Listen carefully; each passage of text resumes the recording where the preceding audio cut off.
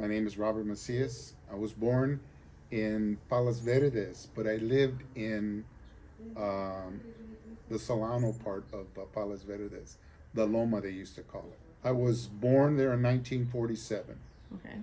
and I was moved out in 1955 or 56. Do you know why your family decided to reside in the Travis My Ravine? mother was born there. Oh. Her mom was born there. Okay, my grandfather had a little house there. So your But family yeah, owned their home? yeah, he had a piece of property that he owned at that time. Describe any memories, because I know you were obviously pretty Oh young. yeah, I can tell you that we had outhouses for bathrooms. We took our baths outside. Oh, like, were you aware of like how your parents found housing after that? Like, did you have to bounce around until you guys finally ended up in Lincoln Heights? Oh yeah, going through this transition, buying people out and telling people we're gonna move you out, but they moved us to the projects. We were fine where we were at. My mother was doing okay. Well, we stayed in. My mom didn't like the projects. You know, she didn't want to stay there. My father was away, getting an education.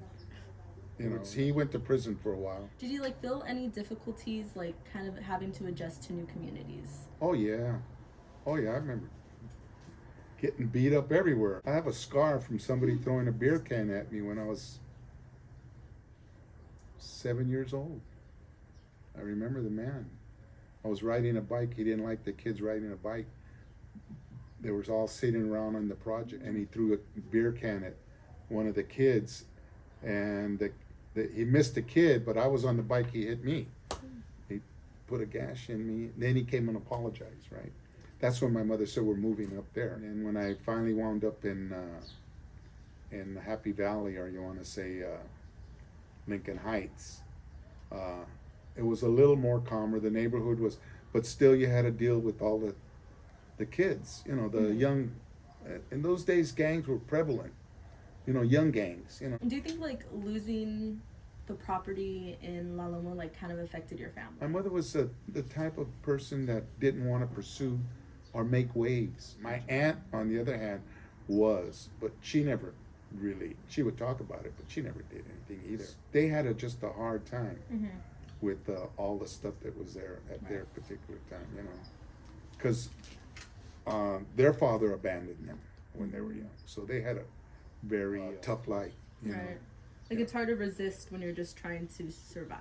Yeah, she just tried to make us happy. You know, she tried to do everything for us when we were young. She tried to, you know, we would read, we would draw. She sang, we would sing with her. You know, she didn't let those other things, the lack of money, or you know, she just wanted to make sure everybody was doing what they were supposed to be doing. You know, going to school, learning. Yeah. I know you mentioned like to me before you would see like the roofing of a school.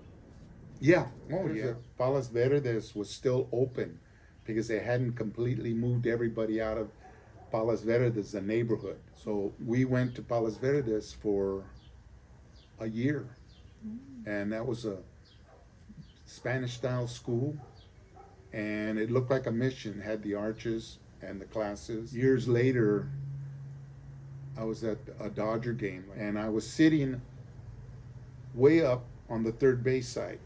Okay. Okay, and I looked out, and I was telling a friend, I says, "You see those red roof?" And he goes, "Yeah." He says, "That's the old grammar school I went to, Palos Verdes." They didn't knock it down; they buried it. Okay. Looking back at like just the whole experience of the Travis Ravine, just the historical sense of it. Now that you know a little more about it, like what are your feelings towards it? What I remember, it was a unique little community. You know, people all knew each other. You know, for me, it was a loss of a sense of losing something. I didn't have that all the way till I got older. You know, because we had moved so much, and I could never get a foundation back into, like, oh, here's my roots right here. I know my roots are there.